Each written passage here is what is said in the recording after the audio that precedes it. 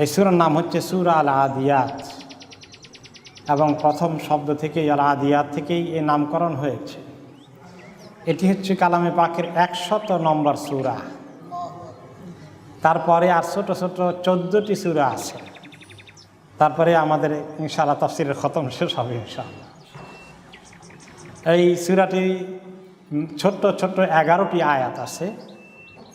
মূল বক্তব্য অল্প কিছু, বেশি না। দুনিয়ার জিন্দেগিতে মানুষের লোভ, দুনিয়া কামাইয়ের নেশা, আকর্ষণ, আর এরপরে আখেরাতে যে হিসাব নিকাশ দেওয়া হবে সে ব্যাপারে সতর্ক করা, এটা হল মূল বক্তব্য। মূল বক্তব্যের আগে আল্লাহ তাআলা কতক্ষণ কসম করেছেন অনেকগুলো আয়াতে, এবং কসম করেছেন ঘোড়ার কসম। আপনারা বলবেন ঘোড়া কেমন ফজিলতের জিনিস হলো, এটারও আবার কসম করা লাগে? আল্লাহ তাআলা তো কালামে পাকে অনেক কিছুর কসম করেছেন। মাখলুকের আমরা যারা মাখলুক সৃষ্টি, আমরা কসম করি আমাদের থেকে বড় জিনিসের। আর আমাদের থেকে বড় বলতে সবচেয়ে বড় যিনি আল্লাহ রাব্বুল আলামিন, তার নামেই কসম করা আমাদের জন্য অ্যালাউড। অন্য কোনো নামে কসম করলে শিরক হয়ে যাবে। আমাদের চেয়ে যিনি সবচেয়ে বেশি ক্ষমতাধর, তার নামে আমরা কসম করব। কিন্তু আল্লাহ তাআলা যিনি খালিক, সৃষ্টিকর্তা, তিনি তো তার চেয়ে বড় কিছু নাই কসম করার। তিনি কসম করেন কি জন্যে? এক নম্বর হলো যে আমাদেরকে বোঝাইতে বিষয়টা খুব গুরুত্বপূর্ণ, এটা মনোযোগ দিয়ে শুনো। 2 নম্বর হচ্ছে যে জিনিসটির কসম করছেন সেই জিনিসটি আল্লাহ থেকে বড় নয়, বরঞ্চ সেইখানে গুরুত্বপূর্ণ কথাটা যে আছে সেদিকে আমাদের দৃষ্টি আকর্ষণ করা। এজন্য মাখলুকের নামে আল্লাহ তাআলা কসম করতে পারেন, এটা আল্লাহ তাআলার জন্য ইবাদত নাই, আল্লাহ তাআলার জন্য শিরকের প্রশ্ন আসে না। কিন্তু আমাদের জন্য এখানে রেস্ট্রিকশন আছে। এখানে ঘোড়ার প্রসঙ্গে কেন কসম করেছেন আমরা আগে তর্জমাটা শুনি।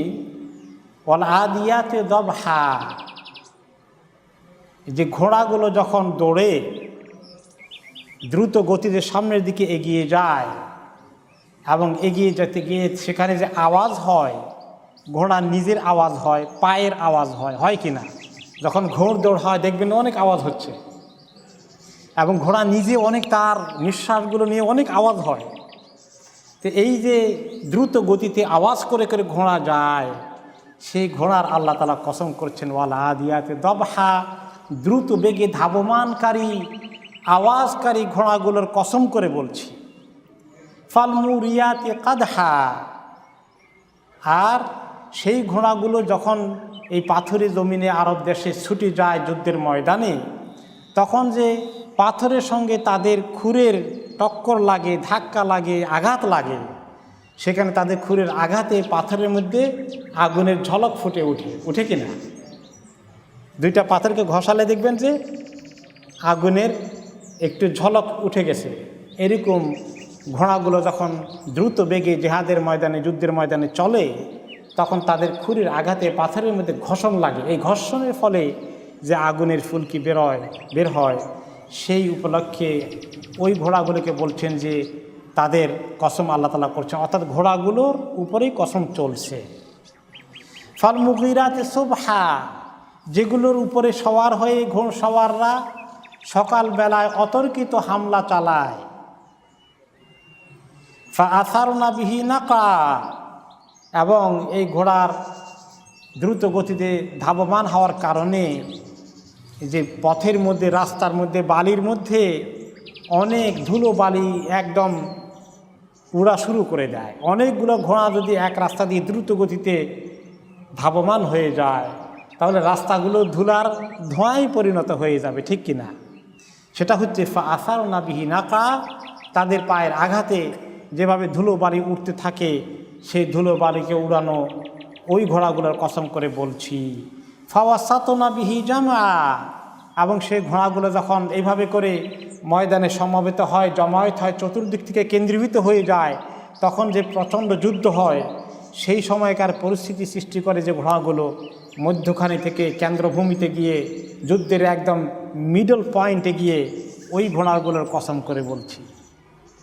কসম শেষ হয়ে গেছে। আর এই কয়টি বাক্য 1 থেকে 4, 5 পর্যন্ত 5টি বাক্য, এই সবগুলো ঘোড়াগুলো কীভাবে যুদ্ধের ময়দানে ব্যবহৃত হয় সেই পর্যায়ে ব্যবহার করা, এই কসম করা হয়েছে। সকালবেলায় তারা অতর্কিত হামলা করে। আরব দেশে সকালবেলায় হামলা করার নিয়ম ছিল। এমনকি নবী করিম সাল্লাল্লাহু আলাইহি ওয়াসাল্লাম যখন যুদ্ধ করতে যেতেন, তিনি সকালবেলা যুদ্ধ শুরু করার জন্য তিনি অতর্কিত হামলা করতেন। প্রথমে গেতেন রাত্রে বেলায়, সফর করতেন, সফর করে করে তাঁবু গাড়তেন আর সকালের অপেক্ষা করতেন। বলতেন সাহাবীদেরকে, কোনো আজান শোনা যায় কিনা দেখো, যদি এই মহল্লায় আজান শোনা যায় তাহলে মুসলিম আছে, তার বিরুদ্ধে আমরা যুদ্ধ করতে পারবো না। যুদ্ধ করতেন না। আর আজান না শুনলে তিনি তখন সেখানে অ্যাটাক করতেন। সকালবেলা অ্যাটাক করার কারণ হচ্ছে মানুষ ওই সময় গাফেল থাকে, এই জন্য প্রতিপক্ষকে পরাজিত করতে সুবিধা অতর্কিত সকালবেলা হামলা করবে। এখানে আল্লাহ রাব্বুল আলামিন ঘোড়ার ফজিলতের কথা বলেছেন, ঘোড়ার মাহাত্ম্য বর্ণনা করেছেন। আল্লাহর বান্দারা যারা দ্বীনের জন্য সংগ্রাম করে, সাহাবায়ে কেরাম যখন এই দ্বীনকে কবুল করলেন, রাসূলুল্লাহ সাল্লাল্লাহু আলাইহি ওয়াসাল্লামের সঙ্গ দিলেন, কী পরিমাণ ঘোড়ার পিঠে উঠতে হয়েছে, কী পরিমাণ যুদ্ধ জিহাদে যেতে হয়েছে, তাদের সেই ত্যাগ এবং কোরবানি এবং আল্লাহর দ্বীনের জন্য এই দায়িত্ব নেওয়ার যে সম্মান মর্যাদা, সেগুলোকে আল্লাহ তাআলা এখানে এই কসমের মাধ্যমে ফুটিয়ে তুললেন। যদি ঘোড়ার এত ফজিলত হয়, ঘোড়ার উপরে সওয়ার হয়ে যে মুজাহিদ জিহাদ করছেন, তার ফজিলত কদর হতে পারে। মানুষকে এত সুন্দর জীবনের দিকে আল্লাহ তাআলা আহ্বান করছেন, জিহাদের পথে ডাকছেন এই ঘোড়ার কথা বলে, এটা কসমের আকারে এসেছে। কিন্তু মূল বক্তব্য এর পরে আসছে। এই হাদিসের বা এই আয়াতের ব্যাপারে, সূরার ব্যাপারে একটি ঘটনা ইমাম কুরতুবী রহমতুল্লাহ আলাইহি তাফসীর কুরতুবীতে উল্লেখ করেছেন যে আন্না রাসূলুল্লাহ সাল্লাল্লাহু আলাইহি ওয়াসাল্লাম বাআসা সারিয়াতান ইলা উনাসিন মিন বনি কেনানা। বনি কেনানা নামে আরবদের এক কবিলায়, মদিনা থেকে বেশ দূরে, সেখানে তিনি একটি ছোট্ট দল প্রেরণ করেছিলেন। মদিনা থেকে সাহাবীদেরকে পাঠিয়েছিলেন, তাদের সঙ্গে যুদ্ধ ঘোষণা হয়েছিল যুদ্ধ করার জন্যে। কিন্তু ফাআবতা আলাইহি খাবারাহা, অনেক দিন তিনি খবর পাচ্ছিলেন না। তখন তো ওয়ারলেস সিস্টেমও নাই, মোবাইল ফোনও নাই। বেশ কিছুদিন হয়ে গেল, সাহাবীদের কী অবস্থা, ওনারা কি সবাই শেষ হয়ে গেলেন না বিজয় লাভ করলেন, কোনো খবর পাওয়া যাচ্ছে না। ওয়াকানা ইস্তামালা আলাইহিমুল মুনজির ইবনে আমর আল আনসারি ওয়াকানা আহাদুন নুকাবা, তিনি ছিলেন যাকে কমান্ডার করেছিলেন এই ট্রুপের মধ্যে, তিনি হচ্ছেন মুনজির ইবনে আমর আল আনসারি রাদিয়াল্লাহু আনহু। তিনি একজন লিডার পর্যায়ের ব্যক্তি ছিলেন। ওনাকে নবী করিম সাল্লাল্লাহু আলাইহি ওয়াসাল্লাম কমান্ডার করে পাঠালেন। অনেকদিন খবর না পাওয়ার পরে মদিনায় কথাটা নিয়ে কানাঘুষা হচ্ছিল, তাদের কি খবর, কি হলো, কি ঘটলো। ফাকাল আল মুনাফিকুন ইন্নাহুম কুতিলু, মুনাফিকরা বলল যে আর বলো না, গেছে সব, মারা গেছে সব। মুসলমানদেরকে দুর্বল করা, মানসিকভাবে তাদেরকে গুজব ছড়িয়ে দিয়ে দুর্বল করে দেওয়া তাদের লক্ষণ, তাদের উদ্দেশ্য ছিল। মুনাফিকরা বলল ইন্নাহুম কুতিলু, সব মারা গেছে। গুজব আর কি, আন্তাজে খবর। ফানাজারাত হাযিহি সূরা ইখবারান লিন-নবী সাল্লাল্লাহু আলাইহি ওয়াসাল্লাম বিসালামাতিহা, আল্লাহ তাআলা এই সূরাকে নাযিল করলেন রাসূলুল্লাহ সাল্লাল্লাহু আলাইহি ওয়াসাল্লামকে সুসংবাদ দিতে, কোনো চিন্তা করবেন না, আপনার সাহাবীরা নিরাপদে আছেন। ওয়া বাশারাতান লাহু বিইগারাতিহা আলাল কওমিল্লাযিনা বাআসা ইলাইহিম, আর সুসংবাদ দিতে যে আপনার সাহাবীরা যে কওমের বিরুদ্ধে পাঠিয়েছেন, তাদের বিরুদ্ধে ঘোড়া নিয়ে কীরকম জিহাদে আসে সেই বর্ণনা শুনেন। তো এই বর্ণনার খবর এখানে এসেছে। যাই হোক, এখন এই কসমগুলো করার পরে এখন আসল বক্তব্য আসছে সূরার। সে বক্তব্য হচ্ছে ইন্নাল ইনসানা লিরাব্বিহি লাকানুদ। আসল কথা এখানে, মানুষ, ইনসান তার রবের ব্যাপারে অত্যন্ত কানুদ, তার রবের ব্যাপারে সে কানুদ। কানুদ কি জিনিস? কানুদ হচ্ছে কুফরানুন নে'মা, নেয়ামতকে অস্বীকার করা, স্বীকৃতি না দেওয়া। অনেক নিয়ামত খায় পায় বান্দা আল্লাহ তাআলার, কত কিছু ভোগ করে দুনিয়ার মধ্যে, কিন্তু আল্লাহ তাআলা দিয়েছেন এই কথা তার জবান দিয়ে আসে না, স্বীকার করতে চায় না, আলহামদুলিল্লাহ বলে না। আল্লাহ তাআলা যে এত ইহসান করলেন সেই মুহসিনের কোনো স্বীকৃতি সে দিতে চায় না। এটা হচ্ছে কানুদ অর্থ। কোন কোন রিওয়ায়াতে আসছে আল কানুদ হুয়াল্লাযী ইয়াকুলু ওয়াহদাহু ওয়া ইয়ামনাউ রিফদাহু ওয়া ইয়াদরিবু আবদাহু। কানুদ হচ্ছে এমন বখিল, কোন কোন অর্থে এসেছে, যে ব্যক্তি একলা খায়, খাইতে বসলে আশেপাশে কেউ থাকলে একটু অফার করে না। এই দেশের কারবার দেখছেন, অফিসে আদালতে আপনি পাশে বসে আছেন, সে নিজে চা খাবে, বিস্কিট খাবে, স্যান্ডউইচ খাবে, আপনাকে বলে খাবেন নাকি একটু। এই কারবার এই দেশে নাই, সবগুলা কানুদ, একলা খাবে। আর আমরা মুসলমানরা গরিব হলেও এক কাপ চা খাইলেও আর জনকে অফার না করে খাইতে পারি না, খাবেন নাকি একটু, না থাকলে আচ্ছা শেয়ার করি দুজনে। এই কারবার বোধহয় তাদের ডিকশনারিতে নাই। তো এটা ইয়াকুল ওয়াহদাহু, একলা খাইতে পারে, সবার মধ্যে কোনো শঙ্কা নাই, কোনো সংকোচ নেই, কাউকে অফার করার কোনো মানসিকতা নেই, এত স্বার্থপর। ওয়ায়ামনাউ রিফদাহু, তার কাছে কেউ আসলে আত্মীয় স্বজন মেহমানদারি করা, তাদেরকে একটু অফার করা, এইগুলা দেওয়া, দান খয়রাত, এই সমস্ত জিনিস করে না, একটু বখিল কাঞ্জুস টাইপের লোক। এই হচ্ছে কানুদের আরেকটি অর্থ। ওয়ায়াদরিবু আবদাহু, আর উল্টাপাল্টা করে চটপট করে খালি তার যে গোলাম আছে বা তার চাকর বাকর আছে থাপ্পড় দিতে কোনো অসুবিধা নাই, কথায় কথায় মার ধমক এগুলো দিবে তার চাকর বাকর কৃতদাস থাকলে। এগুলো ভালো মানুষ নাকি? এগুলো ভালো মানুষ না। নবী করিম সাল্লাল্লাহু আলাইহি ওয়াসাল্লামের খাদেম ছিলেন আনাস রাদিয়াল্লাহু আনহু, 10 বছর খেদমত করেছেন, একটা দিনে বললেন না ধমক দিয়ে এরকম উল্টাপাল্টা কাজ করো কেন, এটা করো নাই কেন, এরকম করেছো কেন। তো বেশি ছোটদের প্রতি অথবা বাচ্চা কাচ্চাদের প্রতি, চাকর বাকরের প্রতি, দাস দাসীর প্রতি দুর্ব্যবহার করা, কথা কথায় মার দেওয়া, এটা হচ্ছে কানুদের লক্ষণ, আরেকটি লক্ষণ। আরেকটি হাদিসে এসেছে আলা উনাব্বিউকুম বিশরারিকুম, আমি কি তোমাদেরকে বলবো তোমাদের মধ্যে খারাপ লোকগুলো কোন কোন লোকগুলো? ক্বালু বালা ইয়া রাসূলুল্লাহ, সাহাবায়ে কেরাম বললেন অবশ্যই হে আল্লাহর নবী। ক্বালা মান নাযালা ওয়াহদাহু ওয়া মানা রিফদাহু ওয়া জালাদা আবদাহু। একটু ডিফারেন্ট রিওয়ায়াত, কাছাকাছি অর্থ। যে ব্যক্তি একলা একলাই থামে, পথিক চলাফেরার জন্য যখন রেস্ট নেয়, ব্রেক জার্নির মধ্যে একলা থেমে একলাই খায়, আর মানে আরিফ দেও তার সঙ্গী সাথীদেরকে দেয় না, কেউ চাইলেও দেয় না, আত্মীয় স্বজন কাছাকাছি আসলেও কিছু অফার করে না, দান খয়রাত করে না। ওয়া জালাদা আবদাহু, সামান্য উল্টাপাল্টা করলেও, একটি মিস্টেক করলেও তার দাস দাসী চাকর বাকরকে খুব মারধর করে। অন্য রেওয়ায়েতে এসছে বা অন্য অর্থ এসেছে আল বাখিল আসাইউল মালাকা, বখিল মানুষ আর তার মেজাজ খুব খারাপ, ব্যবহার আচার ব্যবহার খুবই খারাপ, এই লোককে বলা হয়েছে কানুদ। তো আল ইনসান কানুদ, সে তার রবের ব্যাপারে সে কানুদ। আল্লাযী, অন্য অর্থ এসেছে আল্লাযী ইউনফিকু নিআমাল্লাহি ফি মাআসিল্লাহ, আরেকটি অর্থ এসেছে যে ব্যক্তি অর্থ দিলে, আল্লাহ তাআলা টাকা পয়সা মাল দৌলত দিলে আল্লাহ তাআলার গুনাহ কামাইয়ের কাজে খুব খরচ করে, কিন্তু নেকির কাজে তার থেকে 1 পয়সা বের করতে পারবেন না।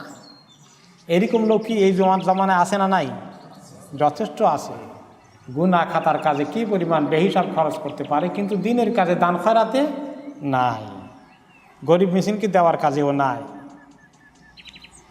আল্লাযী ইয়ারান নি'মাতা ওয়ালা ইয়ারাল মুনঈম, ইমাম তিরমিজি রাহমাতুল্লাহ আলাইহি বলেন, যে ব্যক্তি নিয়ামত খায়, দেখে, ব্যবহার করে, কিন্তু মুনঈমকে চিনে না। মুনঈম হলেন নিয়ামত দানকারী। আল্লাহকে বলে আপনাকে চিনি টিনি না, আর ডাঁটছে খায়, পকেট ভর্তি করে, এনজয় করে, দিল কে? সে আল্লাহর স্বীকৃতি নেই। ওয়াকালা যুন্নুন আল মিসরি আল হুলু আল কুনুদ হুয়াল্লাযী ইযা মাসসাহু শাররু জাযূ ওয়া ইযা মাসসাহুল খায়রু মানু। একটু সামান্য একটু অসুবিধা হয়ে গেলে, একটু ক্ষতি হয়ে গেলে সাংঘাতিক ঘাবড়িয়ে যায়, খুব নার্ভাস হয়ে যায়, অল্পতেই একটু বিপদ দেখলেই একেবারে অস্থির হয়ে পড়ে। আর যদি তার কাছে কোনো খায়ের আসে, অনেক ধন মাল টাকা পয়সা মালিক হয়, কেউ চাইলে একটু ফেভার করবে না, একটু দান খয়রাত করে না। আহুয়াল হাকুদুল হাসুদ, অন্য রিওয়ায়াতে আসছে যে ব্যক্তি লোকদের ভালো পজিশন দেখলে খুব হিংসায় জ্বলে পুড়ে সারখার হয়ে যায়, সহ্য হয় না তার। ওয়াকিলা হুয়াল জাহুলু লিকাদরিহি, যে যেই ব্যক্তি নিজের তাকদিরকে মানতে অস্বীকার করে। এইভাবে করে কানুদ একটি খারাপ ব্যক্তির পরিচয়। তার অনেকগুলো গুণাগুণ থাকতে পারে, সবগুলো একসঙ্গে করলে কানুদ খুব খারাপ প্রকৃতির লোক, যে আল্লাহ তাআলার নিয়ামত খায় কিন্তু গুণগান গায় না, এবং আরও অনেকগুলো খারাপ গুণের সমষ্টি তার ভিতরে আছে। সেই ব্যক্তি হচ্ছে কানুদ। মানুষ যদি আল্লাহ তাআলার নিয়ামতকে এনজয় করে শুকর আদায় না করে, সেই ব্যক্তি কানুদ হয়ে যায়। এই জন্য সকল ক্ষেত্রে বলতে হবে কি? আলহামদুলিল্লাহ। এবং যেই ব্যক্তি আলহামদুলিল্লাহ বলে আল্লাহ তাআলা স্বীকৃতি দেয়, সেই ব্যক্তিকে আল্লাহ তাআলা আরও বাড়িয়ে দেন। লা ইন শাকারতুম লা আযীদান্নাকুম, তুমি যদি শুকর গুজার হও আরও বাড়িয়ে দেব। ওয়ালা ইন কাফারতুম ইন্না আযাবি লাশাদীদ, আর যদি কুফরি করো, অস্বীকার করো, কে দিল কোনো কথা উচ্চারণ করোই না, শুধু নিজের বাহাদুরি, নিজের বীরত্ব, নিজের কীর্তিগাথা গাও, নিজের খুব বড়াই দেখাও, আল্লাহ তাআলার প্রতি স্বীকৃতি দাও না, তাহলে মনে রেখো ইন্না আযাবি লাশাদীদ, আমার আযাব খুব কঠিন, ও চিরেই তুমি আমার আযাবের অবস্থা মোকাবেলা করবে। শুকর গুজার ব্যক্তিকে আল্লাহ তাআলা খুব পছন্দ করেন। যে ব্যক্তি সবসময় আল্লাহ তাআলার প্রতি শুকর গুজার হয়। কিছু লোক পৃথিবীতে আছে, অল্প কিছু আল্লাহ তাআলা দিলে খুব খুশি হয়, এমনকি মানুষ অল্প একটু উপকার করলেও খুব স্বীকৃতি দেয়। এরকম লোক আল্লাহ তাআলার খুব পছন্দের লোক।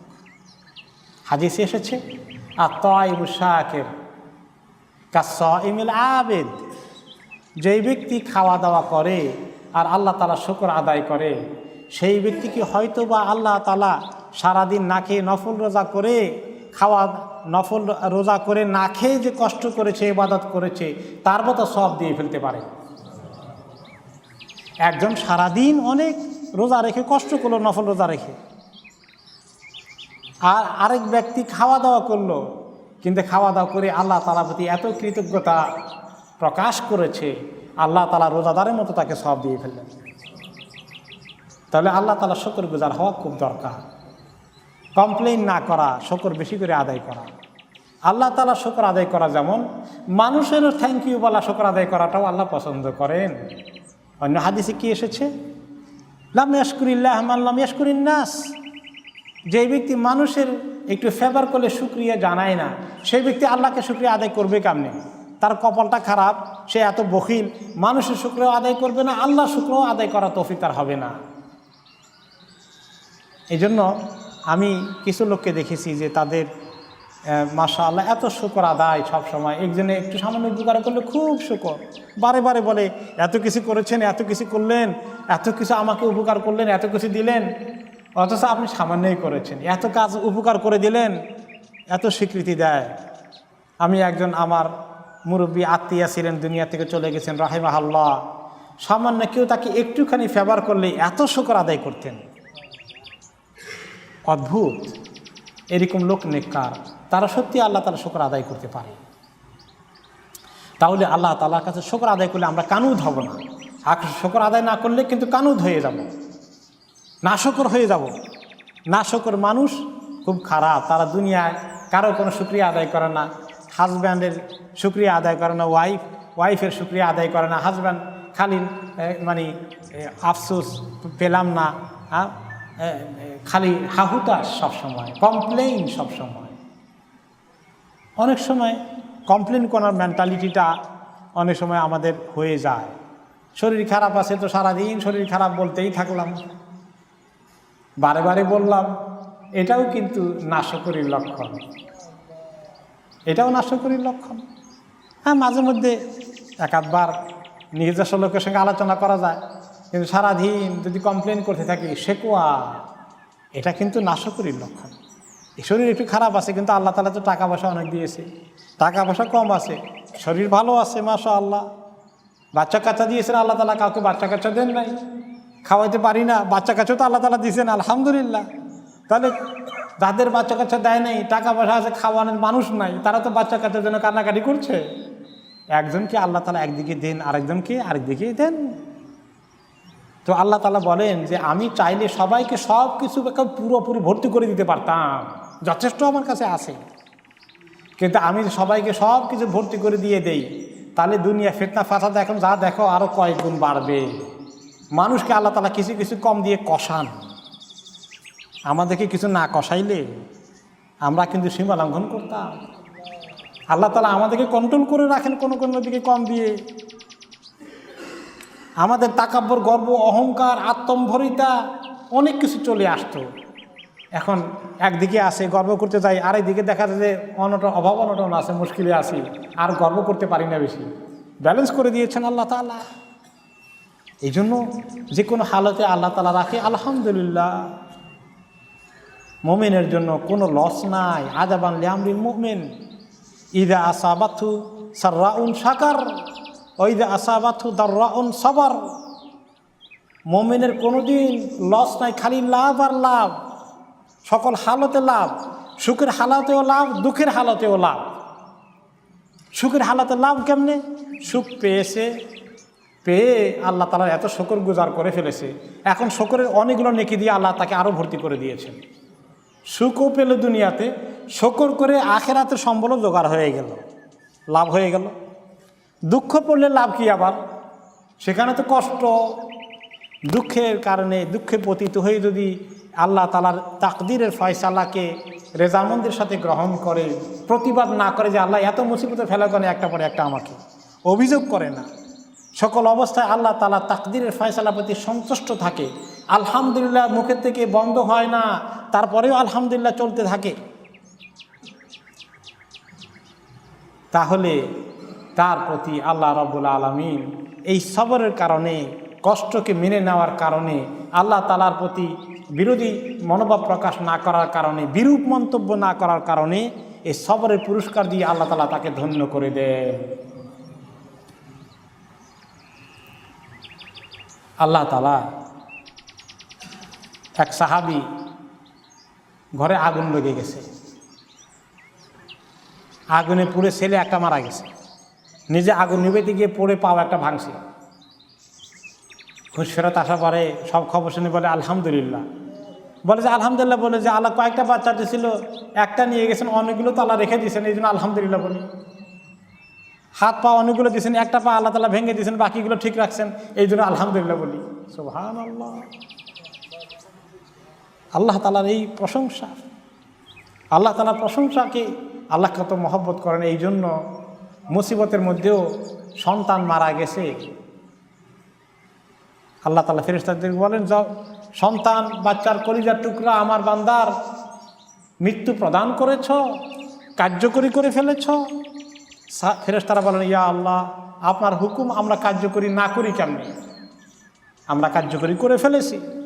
আমার বান্দা বান্দি কি বলেছে মৃত্যুর খবর শুনে দেখে, যখন বান্দা বান্দি কান্না তো আসবেই, বলে ফেলে আলহামদুলিল্লাহ। প্রথমে এইটা দিয়ে শুরু করে, তারপরে চোখের পানি আসে ঠিকই, কিন্তু মুখে দিয়ে আলহামদুলিল্লাহ আসে। তখন সহিহ হাদিস, আল্লাহ তাআলা বলেন, হে ফেরেশতারা, আমার এই বান্দা বান্দির জন্য জান্নাতের মাঝখানে প্রাসাদ আমি রিজার্ভ করে রাখলাম। আলহামদুলিল্লাহ, এত নিয়ামত, আল্লাহ তাআলার শুকর আদায় করা, আল্লাহ তাআলার শুকর আদায় করে এত বড় নিয়ামত। একটা হাদিসে রাসূলুল্লাহ সাল্লাল্লাহু আলাইহি ওয়াসাল্লাম কি সুন্দর দোয়া শিখিয়েছেন, যে আল্লাহর কাছে শুকর গুজার হওয়ার জন্য আবেদন করেছেন। একটা তো আছে, আল্লাহুম্মা আইন্নী আলা যিকরিকা ওয়া শুকরিকা ওয়া হুসনি ইবাদাতিক, যে আল্লাহ আমাকে সাহায্য করেন, আমি যেন আপনাকে সুন্দর করে ডাকতে পারি, বেশি করে শুকর আদায় করতে পারি, আর সুন্দর করে ইবাদত করতে পারি। আরেকটা দোয়া আছে কি সুন্দর, রব্বি আইন্নী ওয়ালা তুআইন আলাইয়া ওয়ানসুরনি ওয়ালা তানসুর আলাইয়া ওয়ামকুরলি ওয়ালা তামকুর আলাইয়া ওয়াহদিনি ওয়ায়াসসিরল হুদা ইলাইয়া ওয়ানসুরনি আলা মান বাগা আলাইয়া রব্বি জাআলনি লাকা যাক্কারা লাকা শাক্কারা লাকা রাহাবা লাকা মিতওয়া ইলাইকা মুখবিতা আওয়াহা মুনিবা রব্বি তাকাব্বাল তাওবাতি ওয়াগসিল হাওবাতি ওয়াজিব দাওয়াতি ওয়াসাব্বিত হুজ্জতি ওয়াসাদ্দিদ লিসানি ওয়াসলুল সাখিমাতা কলবি। সেই দোয়ার মধ্যে আছে রব্বি জাআলনি লাকা যাক্কারা, রব্বি জাআলনি লাকা শাক্কারা। যে যাক্কার অর্থ হলো আল্লাহ আমাকে বেশি বেশি করে জিকির করনেওয়ালা বানিয়ে দিন, বেশি করে জিকির করনেওয়ালা হইতে চাই না আমরা? বেশি করে জিকির হতে পারলে তো ওয়াজ্জাকিরিন আল্লাহ কাসীরান ওয়াজ্জাকিরাত, আল্লাহর কাছে এরকম জিকির করনেওয়ালা হয়ে গেলে তো আল্লাহ তাআলা তাদের জন্য জান্নাত তৈরি করেছেন। শাক্কারা, আল্লাহ বেশি করে শুকরগুজার হওয়ার তৌফিক দান করেন, বেশি করে শুকরগুজার হওয়ার মতো বানিয়ে দেন। আল্লাহর কাছে চাইতে হবে এই সুন্দর সুন্দর দোয়াগুলো পড়ে। এই তো আল্লাহ তাআলা বললেন যে সে লাকানুদ, বান্দা মানুষ সাধারণত নেচারের মধ্যে কানুদ হওয়ার প্রবণতা বেশি, শুকরগুজার হওয়ার প্রবণতা কম। একটু মাথা ধরেছে খালি কমপ্লেন করি, আলহামদুলিল্লাহ শরীর তো সুস্থ আছে, বাকিটা চোখ ঠিক আছে, কান ঠিক আছে, নাক ঠিক আছে, হাত পা ঠিক আছে, আল্লাহ দিলে মাথা ধরা কষ্ট পাই ঠিকই, কিন্তু আল্লাহ তাআলা তো বিছনায় একেবারে মাজুর করে ফেলে দেননি। জ্বর হয়েছে আলহামদুলিল্লাহ, এরপরেও তো আল্লাহ অনেক বড় রোগ থেকে বাঁচিয়ে দিয়েছেন। এইভাবে করে আল্লাহ তাআলা শুকরগুজার হতে পারাটা সকল অবস্থায় অত্যন্ত জরুরি দরকার। আলহামদুলিল্লাহ আলা কুল্লি হাল ওয়া নাউযু বিল্লাহি মিন হালি আহলিন নার। এই প্রথম বাক্য শেষ করে আল্লাহ তাআলা এই কসমের পরে দ্বিতীয় বাক্য দিকে আসছেন, ওয়া ইন্নাহু আলা যালিকা লাশাহীদ। এই বিষয়ের উপরে সে ইনসান নিজে সাক্ষী। ওয়া ইন্নাহু, সে নাকি তিনি, তিনি বললে আল্লাহ আর সে বললে মানুষ, যে ইনসান যে কানুদ, তার যে নাশকরির মনোভাব আছে, বখিলির মনোভাব আছে, মাল দৌলতের লালচ বেশি করে আছে, এই ব্যাপারে আল্লাহ যেমন সাক্ষী, মানুষ নিজেও সাক্ষী। দোনো তফসিরই ঠিক। আল্লাহ তো সাক্ষী আসেনি, আমাদের মনের ভিতরে অকৃতজ্ঞতা বেশি না কৃতজ্ঞতা বেশি আছে, এটা তো আল্লাহ ভালো করে জানেন। আর মানুষও জানে, আসলে মানুষও জানে যে সে নিজে কি লোভী না লোভ কম, এটা মানুষ নিজেও জানে। দুইটা তফসিরই ঠিক আছে। মানুষ নিজের ব্যাপারে সাক্ষী। অন্য আয়াতে এসেছে শাহিদিন আলা আনফুসিহিম বিল কুফর, কাফেরেরা নিজেরাই জানে যে তারা নিজেরাই সাক্ষী যে তারা কুফরিতে আছে। যেই ব্যক্তি গুনাহ করে সে কি নিজে জানা সে গুনায় লিপ্ত আছে? ভালো করেই জানে, এবং জেনে বুঝেই মানুষ অনেক সময় অপকর্ম করে, অন্যায় কাজকর্ম করে। তো কাজে মানুষ যে কানুদ, সম্পদের মোহ, নাশকরির মনোবৃত্তি, এগুলোর ব্যাপারে সে নিজেই তার সাক্ষী হতে পারে। ওয়া ইন্নাহু লিহুব্বিল খাইরি লাশাদীদ। খাইর মানে কল্যাণ, কিন্তু এই ক্ষেত্রে খাইরের অর্থ হচ্ছে মাল। মালের ব্যাপারে তার লোভ অত্যন্ত বেশি, মাল সম্পদের ব্যাপারে তার প্রচণ্ড আগ্রহ, প্রচণ্ড আকর্ষণ। ওয়া ইন্নাহু লিহুব্বিল খাইরি লাশাদীদ। মানুষের টাকা পয়সার প্রতি সাংঘাতিক আকর্ষণ আছে। কোনো সময় আমরা বলে ফেলি, ভাই আমার টাকা পয়সার এত লোভ নাই। কথাটা তো মুখে বলি, অন্তরে কি পাওয়া গেলে পকেটে ঢুকাইতে আর দেরি হয়। এক আত্মীয় ছিলেন, আবার আল্লাহ তাআলা রহম করুন, মাফ করে দিন ওনাকে, উনি এই কথার প্রসঙ্গে একটু উল্টাপাল্টা বলে ফেলেছিলেন। তো আমি উল্টাপাল্টা এই জন্য বলি আল্লাহ মাফ করে দিন, ওইটা মোটেই ঠিক নয়। যে বলে শোনো, টাকা পয়সা এমন জিনিস, টাকা পয়সা দেখলে ফেরেশতাও হাত বাড়ায়। নাউজুবিল্লাহ, কথাটা সম্পূর্ণ মিথ্যা, কথাটা সম্পূর্ণ মিথ্যা। কিন্তু সেই বেচারা কী জন্য বলছে সেটা আমি বুঝি। এই জন্য বলছে, ফেরেশতা বুঝায় না, বুঝাইছে যে ফেরেশতার মতো মানুষ যাকে মনে করি টাকা দেখলে তারও আকর্ষণ পয়দা হয়। এই কথাটা ঠিক, আল্লাহর কথাই ঠিক। আপনি যখন বলি, আপনি বলি শোনেন আমার টাকা পয়সার এত লোভ নাই, আমাদের কথা ঠিক না, আল্লাহ তাআলার কথা ঠিক।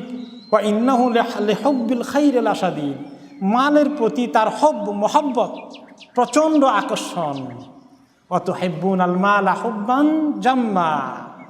তোমরা মালকে সাংঘাতিক মহব্বত করো, সাইদ সাহেবের ভাষায় জনমের মতো মহব্বত করো। এই মহব্বত মালের অনেক বেশি। মালের মহব্বতের কারণে আহারে পৃথিবীতে যত অনাচার, অবিচার, খুনাখুনি, রক্তপাত, জুলুম, নির্যাতন, সব কিছুর পিছনে কি মাল অন্যতম কারণ। কার মাল কে আত্মসাৎ করবে, কে খাবে, কে লুট করবে, এর জন্য মানুষের এই দুনিয়ায় যত রক্তপাত, বিশাল বিশাল যুদ্ধ যেগুলো হয় আন্তর্জাতিক পর্যায়ে, হামকাল্লাহ, সবগুলোর পিছনে সম্পদ দখল, তেল দখল, মাল দখল, এগুলা বিরাট ফ্যাক্টর। ব্যক্তিগত পর্যায়ে কত মারামারি ঘটেছে জায়গা জমি নিয়ে, জমি দখল করতে গিয়ে কতজন কতল হয়েছে। ব্যবসা বাণিজ্যের পার্টনারশিপে গণ্ডগোল লেগে দুনিয়া থেকে সরিয়ে দিয়েছে। এরকম বহু ঘটনা আছে কিনা সাক্ষী। এই মাল এত খারাপ জিনিস, এটার জন্য মানুষকে খুন করতে দ্বিধাবোধ করে না। ওয়া ইন্নাহু আলা যালিকা ওয়া ইন্নাহু লিহুব্বিল খাইরি লাশাদীদ। এই মহব্বতুল মালের মহব্বত দুনিয়ার মধ্যে মানুষের আল্লাহ তাআলা খুব সাবধান করেছেন এই আয়াতগুলোর মধ্যে। এবং এই মালকে নিয়েই তো দুনিয়া, এবং এই দুনিয়া থেকে তিনি সতর্ক করেছেন,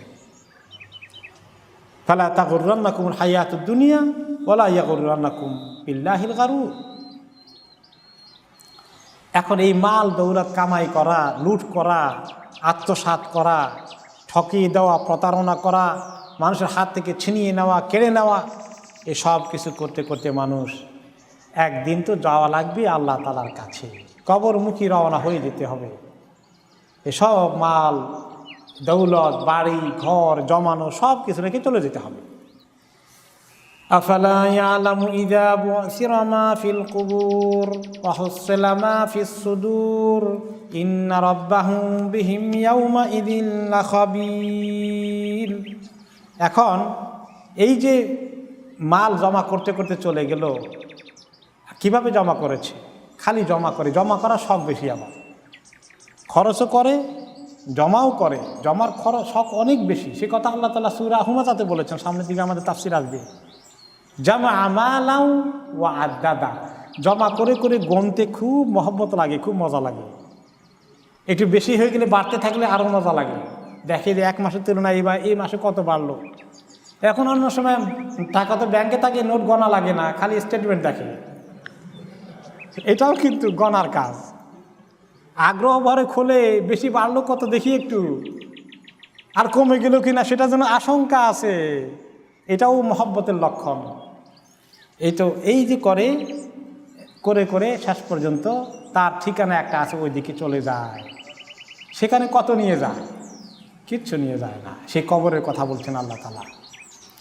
আফালা ইয়ালামু ইযা বু'সিরা মা ফিল কুবুর, সে কি জানে না যখন তাকে কবর থেকে উঠানো হবে, কবরে যখন নেওয়া হয় তখনকার ঘটনা কি? একটা হাদিসে এসেছে, আপনারা শুনেছেন অনেকবার, যে ইয়াতবাউল মাইয়িতা সালাসু, তিনটা জিনিস মাইয়িতকে কবরের সঙ্গে অনুসরণ করে। যখন ডেড বডি কবরে নিয়ে যায়, তিনটা জিনিস ফলো করে কবর পর্যন্ত। দুইটা কবরের উপর থেকে ফেরত চলে আসে, একটা খালি কবরের ভিতরে ঢুকে। দুইটা চলে আসে কি? আত্মীয় স্বজন, ভাই বন্ধু যারা তাকে দাফন করতে গিয়েছে, একজন দুইজন কি কবরে শেয়ার করতে যাবে তার সাথে? না, যাবে না, সবাই চলে আসবে। আর মাল দৌলত কিছু কি কবরে যাবে না। অর্থাৎ তারা মাল দৌলত ফেরত আসার মানেই হলো ওখান থেকে ফেরত এসেই ছেলে মেয়েরা সবাই মিলে এবার হিসাব নিকাশ শুরু করে দিবে, যে বাবার বড় দোকানের মালিক কে হব, বড় ঘরের মালিক কে হব, কোন জমি কে দখল করব, এইগুলো নিয়ে শুরু হয়ে গেল কারবার। এটা হচ্ছে দ্বিতীয় জিনিস, যে মাল তার সাথে কিচ্ছু যায় না। এখন সে কবরে চলে গেছে, তার কেয়ারবে কোনো মাল নাই, সমস্ত মাল ট্রান্সফার হয়ে গেছে কাদের কাছে? ওয়ারিসদের কাছে, অটোমেটিক্যালি চলে গেল। তাহলে কবরে একটা জিনিস যায়, সেটা কি? মাল নয়, সেটা আমল। আমল কোন তরিকায় যায়? দুই তরিকায় যাইতে পারে। এক তরিকায় যায়, খুব ভালো মানুষের চেহারা, সুন্দর চেহারা ধরে কবরে সোয়াল জবাব হয়ে গেলে একটু পরে একজন সুন্দর মানুষ নেককারের কবরে গিয়ে হাজির, খুব সুন্দর কাপড় চোপড় পরে, গায়ে সুগন্ধ আছে, চেহারা উজ্জ্বল, হাসি খুশির ভাব। তাকে ঘুমের থেকে জাগায় আসে, বলে যে আজকে আপনার বড় সুখবর আছে। কি সুখবর? অনেক সুখবর। অনেক সুখবর, জান্নাত আছে, হিসাব নিকাশে পার হয়ে যাবে, আল্লাহ সন্তুষ্টি পাবে। এগুলো বলে যে ভাই, আর তোমার চেহারা দেখতেই বোঝা যায় যে তুমি একদম সুখবর ছাড়া খারাপ খবর আনো নাই। এত এই বিপদের একলা দিনে কবরে আসে, তুমি আমাকে সুসংবাদ শোনাইতে আসলা, তোমার পরিচয় কি ভাই? তোমাকে কি চিনতে পারি? তুমি আমাকে চেনো না, আমি তোমার সারা জীবনের নেক আমল। আল্লাহ তাআলা আমাকে মানুষের রূপ দিয়ে তোমাকে সুসংবাদ নিয়ে পাঠিয়ে দিয়েছে। আল্লাহ তাআলা এরকম সুসংবাদ আমাদের নসিবে রাখুন। আর যে গুনাহগার, তার কবরে আসে অত্যন্ত বিদঘুটে চেহারা নিয়ে, বিভৎস চেহারা নিয়ে, দুর্গন্ধ তার গায়ে থেকে ছড়িয়ে পড়ে, তার কাপড় চোপড় থেকে দুর্গন্ধ আসে, ভয়াল চেহারা নিয়ে আসে, দেখলেই কলজা উল্টে যায়। এসে বলে, এই দুষ্ট, তোর আজকে খবর আছে, তোর জন্য দুঃসংবাদ নিয়ে আসি, মহা দুঃসংবাদ, তোর জন্য অপেক্ষা করছে জাহান্নামের আগুন। সে বলে, অভাগা দুর্ভাগা, তুই কে রে? আজকে আমি এমনি বিপদে আসি, ফেরেশতাদের মারধর খেয়ে এমনিতে কাহিল অবস্থা, তার মধ্যে উপরে তুই আসছিস দুঃসংবাদ দিতে, তোর পরিচয় কি? কোত্থেকে এসছিস? হতভাগা কোথাকার, আমাকে বিপদের মুহূর্তে আরও বিপদের খবর দিতে এসেছিস? সে বলে, আমি কেউ নই, আমি তোমার আমল, আনা আমালুক। সারা জীবন যে আমল করেছ, সেই আমলের খবর আছে আজকে তোমার পালানোর কোনো রাস্তা নেই। নাউজুবিল্লাহ। এই কবরে ঢুকে মানুষ আমল নিয়ে মালও যায় না, সন্তান সন্ততি পরিবার পরিজন কেউ যায় না, যে সেই কবর থেকে তাকে উঠতে হবে একদিন।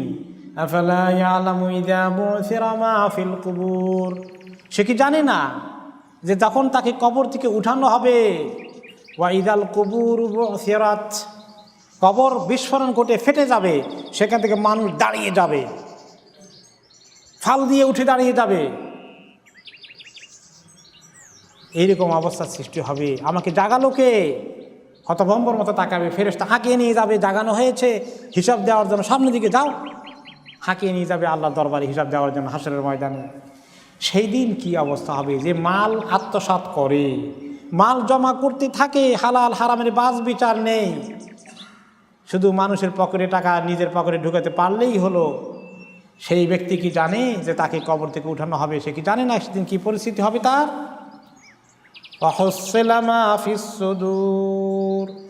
অন্তরে কি আছে সেগুলো সব প্রকাশ করে দেওয়া হবে। গোপনে গোপনে অন্তরের ভিতরে হিংসা বিদ্বেষ, মানুষের ব্যাপারে খারাপ পরিকল্পনা ষড়যন্ত্র এঁকেছে বসে বসে অন্তরের মধ্যে, বাইরের কাজ সবগুলো তো আল্লাহ নিয়েই আসবেন, অন্তরের মধ্যে কি হিংসা লুকিয়ে রেখেছে সেটাও নিয়ে আসবেন। হ্যাঁ, মা লিহাদাল কিতাব লা ইউগাদিরু সাগীরাতান ওয়ালা কাবীরাতান ইল্লা আহসাহা ওয়া ওয়াজাদু মা আমিলু হাদিরা ওয়ালা ইয়াযলিমু রাব্বুকা আহাদা। সূরা আল কাহফে আল্লাহ তাআলা বলেন, হ্যাঁ, সেদিন সব নিয়ে আসা হবে। মানুষ দেখে আফসোস করে বলবে, হায় হায়, কেমন আমলনামা, কেমন কিতাব, ছোট বড় কোনো খারাপ ভালো কোনোটাই বাদ দেয়নি। ফামান ইয়ামাল মিসকালা যাররাতিন খায়রান ইয়ারা ওয়া মান ইয়ামাল মিসকালা যাররাতিন শাররান ইয়ারা, সব দেখতে পাবে।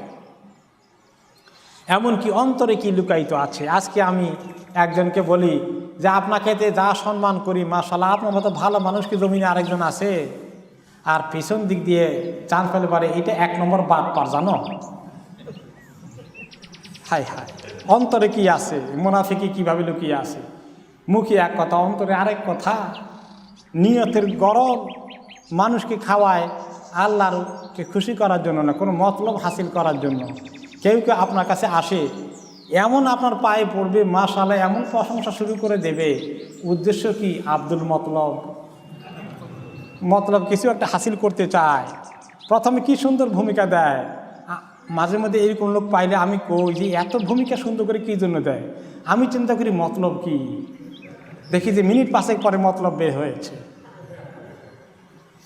তো এরকম মানুষের অন্তরে কি আছে, বাইরে কি আছে, আল্লাহ তাআলা এগুলো সব বের করে ছাড়বেন। কোথায় লুকিয়ে লুকিয়ে গুনাহ করেছে সব ফাঁস করে দেবেন আল্লাহ তাআলা।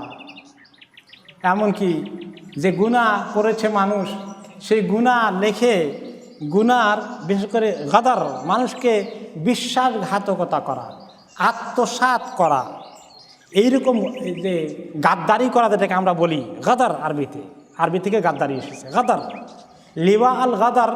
আল্লাহ তাআলা প্রত্যেকটি ব্যক্তির এই কি গাদ্দারি করেছিল, কি বিশ্বাসঘাতকতা করেছে, এগুলোর লিস্ট লিখে বিশাল ফ্ল্যাগের মতো লিখে বড় করে আল্লাহ তাআলা বিশাল ফ্ল্যাগে তার গায়ে লাগাই দিবেন। ফ্ল্যাগের নিচে একটা ডান্ডা থাকবে, ডান্ডাটা আল্লাহ তাআলা তার পাছার উপরে গেড়ে দিবেন। আর সে সারা হাসরের ময়দানে ওই ফ্ল্যাগ নিয়ে ঘুরবে, কি বিশ্বাসঘাতকতা করেছে, কি আত্মসাৎ করেছে।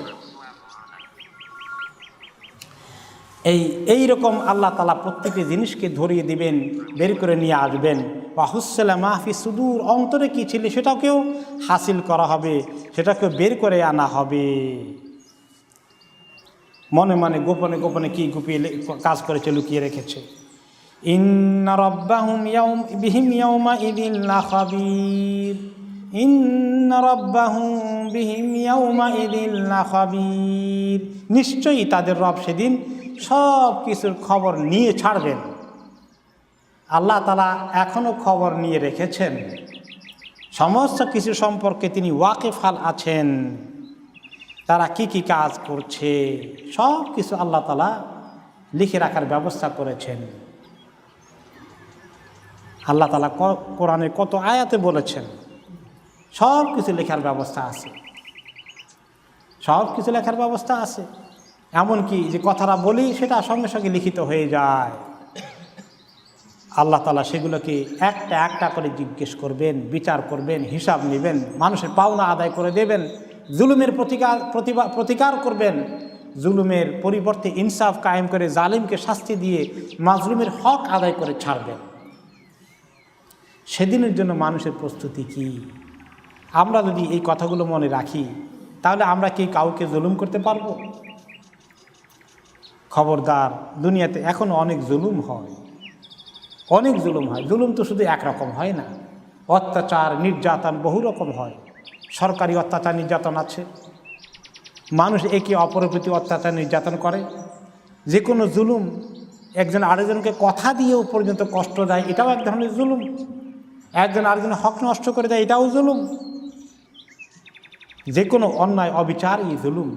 সব কিছুর প্রতিকার আল্লাহ তাআলা করবেন। আর বিশেষ করে জুলুমকে আল্লাহ তাআলা সাংঘাতিকভাবে জুলুমকে ঘৃণা করেন। অন্যতম কবিরা গুনাহ হচ্ছে জুলুম। হাদিসে এসেছে, আয-যুলমু যুলুমাতু ইয়াউমুল কিয়ামা, জুলুম হচ্ছে কিয়ামতের দিন তোমার জন্য অন্ধকার, জালিমের জন্য অন্ধকার নিয়ে আসবে কিয়ামতের দিন। তারপরে আল্লাহ তাআলা বলেছেন, ইয়া ইবাদি, হাদিসে কুদসিতে, ইন্নী হারামতু যুলমা আলা নাফসি, হে আমার বান্দারা, আমি আমার জন্য কারো প্রতি জুলুম করাকে হারাম করে দিয়েছি। ফালা তাযালামু, তোমরা একে অপরে কারো প্রতি জুলুম করো না, কারণ জুলুম করা হারাম। কিন্তু দুনিয়ায় জুলুমের পরিমাণই বেশি। জুলুমে দুনিয়াটা ভরে গিয়েছে। আর মাজলুমকে আল্লাহ তাআলা, মাজলুমের দোয়া, প্রতিবাদ, আর্তনাদকে লক্ষ্য করে আল্লাহ তাআলা বলেন, লা বিইজ্জতি ওয়া জালালি, আমার ইজ্জতের জালালের কসম করে বলছি, হে মাজলুমের দোয়া, লা আনসুরান্নাকা ওয়ালাউ বা'দা হিন, আমি তোমাকে অবশ্যই সাহায্য করব, যদি কিছু পরেও হয়। পরে হলেও জালিম থেকে আমি প্রতিকার নেব, প্রতিকার করব, প্রতিশোধ নেব। কাজী জুলুমের ব্যাপারে সাংঘাতিক সতর্ক হওয়া লাগবে আমাদেরকে। আমরা কথা দিয়ে যেন কাউকে জুলুম করে কষ্ট না দেই, সাবধান থাকতে হবে। আল্লাহ রাব্বুল আলামিন আমাদেরকে যে সতর্ক করলেন, তিনি খবর নেবেন, এই জিনিসটা আমাদের মনে রাখতে হবে। আখিরাতের জবাবদিহিতা আল্লাহ তাআলার কাছে যাওয়া লাগবে, এই কথা মনে রাখলে তিনি খবর নেবেন। তাহলে কিন্তু আমরা অনেক গুনাহ থেকে আমরা দূরে থাকব, অনেক অন্যায় থেকে দূরে চলে আসবো। কিন্তু যখন গাফেল হয়ে যায়, হিসাব নিকাশের দেওয়ার কথা মনে থাকে না, তখন আমরা এই গাফেল অবস্থায় গুনাহ করে ফেলি।